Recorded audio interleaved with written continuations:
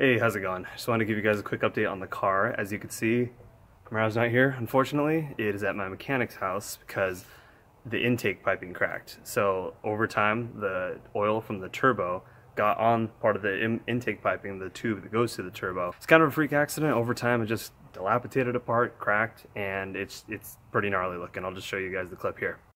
I started like taking the shit off, and I'm like, you know what, let me just run it a little bit and like check the exhaust temperatures and shit. So what I did is I looked right here. Look at that. Oh my god. And then what's cool is it really showed itself when I got on it a little bit because I could hear something. Yeah. But it busts, and that's all oil from the inside. So what happens is when it's running, a little oil goes through your turbo. Okay. Which is a normal. But what it did is it soaked into this fucking rubber and it just destroyed it. And you'll see why when you get on the gas, this thing fucking collapses. It sucks in like this. Oh, so just sucking in all the time, it ripped a hole in it. So that's what, you know what that does though, is it causes it to run lean. Oh, so when it runs lean, it sucks. Good. And that's what's probably breaking, either broke your spark plug or your piston. So hopefully it just broke your spark plug.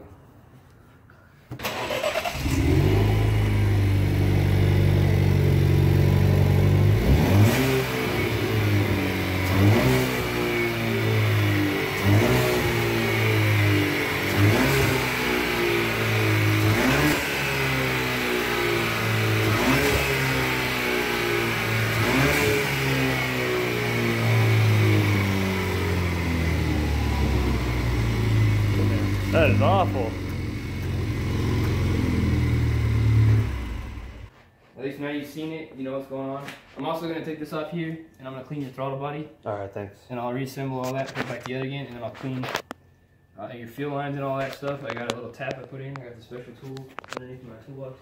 So what do you think is like the main thing that could have caused something like that? Just went way too long on the spark plugs? Or? No, there's nothing you did wrong there. It's just, well, you being a heavy footer, it's going to happen quicker because basically what you're doing is when you're giving it the gas, what you do, which is normal, dude. I mean, I'm the same way. You're going to use up more shit, that's all. Yeah. So what it's doing is it's sucking that harder every single time. So just like bending something, you know? You bend something a lot. It's going to break eventually. Okay. That's all. That thing was being sucked all the time because you're putting more turbo boost to it. You know, you're sucking. That makes sense. A little bit extra blow-by is going in there, right? Yeah. A little bit of oil's hitting on here. That's all it takes, dude. A little bit of soaking it in the right chemical and sucking it just the right amount of times and snap, done. Once it pokes a hole, it'll cause your idle. Because the reason why your idle's all weird is because it can't compensate for the air that's getting past it. It picks up the reading on how much air is going through it from here, through your air box, and then out your turbo.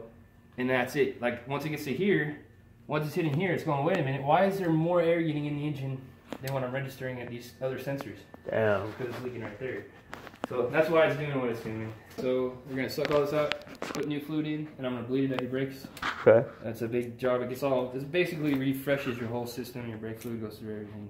So that'll all be fresh again. Obviously there's no power steering. Yeah. Like a dummy, but that's something we recommend. Yeah. And the reason why you do that is because it starts turning dark. You see how it's, what that's supposed to look like is real clear. Oh, okay. Yeah. So just as time gets on, it gets darker. Most of the time, that'll actually turn green, which is weird. Oh, really? Yeah. So that's kind of cool. Algae actually grows in brake fluid. It accumulates moisture. Okay. I know, look it up, dude.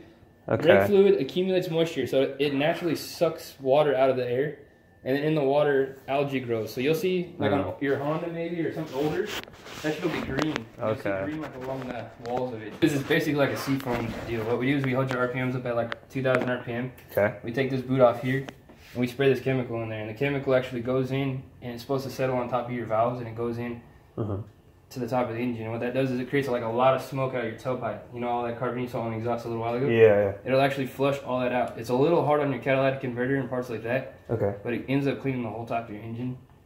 It's a service GM has you do all the time. So when you go in and get an induction, that's basically what I'm going to be doing here. Okay. So that actually did cause cylinder number 4 to misfire multiple times. And it's pretty bad news. Hopefully there's no piston damage. If there's not, you know, it's a pretty cheap fix, you know, relatively. If there is, I mean, that's, you know, getting close to like engine rebuild at that point. So to answer the question quickly on why is it a 2016 that's already broken, is it does have 66,000 miles on it. It's a turbo Chevy. That's just kind of the games you play when you run high boost to a stock car. Should have been fine, but you know, it was just kind of a freak accident with the oil hitting the actual intake piping. That just sucks that I didn't really see. I mean, it's way down in there, so I mean, it's tough to see without a flashlight. There's really no signs of it happening, but you know, Anyway, it'll be back in a few days and we'll continue with the regular content. On a more positive note though, I am going to be doing every last thing you could possibly do with the maintenance of that car for, you know, the first 150,000 miles you could possibly think of. He's gonna change my transmission fluid, brake fluid, clutch fluid. He's gonna clean my throttle body, the engine top, and he's gonna clean my fuel injectors. So the car should be coming back pretty close to new, if not better. So I'm excited for that. It's gonna feel nice and smooth. Everything's gonna be fully operational like when I picked up the car from the dealership, only with a tune. And you know what? Even though I'm gonna make a longer video about this, my plans for the car, I'm just gonna throw it in at the end since you watched till the end. Here you go. My car is going to be the first 2.0 turbo Camaro to be on E85 on YouTube with actual coverage about it. I know ZZP has done that, but boom, that's what we're doing next, so be on the lookout for that. Yeah, it runs cooler, so the engine will last longer. It actually makes the engine cleaner. Okay. And it's a softer burn. It's a softer, cooler burn. Yeah, that's mainly... And it would be perfect for you because you drive a lot. So yeah. They don't recommend it for people who let their car sit a lot. Because like the brake fluid, try this every day. It accumulates moisture. Oh, okay. So when you're letting it sit for a long period of time, it actually sucks the moisture out of the air, and a lot of people end up finding water in their fuel. All right. So it's way better for somebody like you that's going to be running it and driving it to work and stuff like that. It'd be perfect. I think that would be a pretty sweet stock setup for like a stock turbo. Just E85 intake and tune and good to go. I agree. That would be cool. It'd definitely be worth a little bit of horsepower.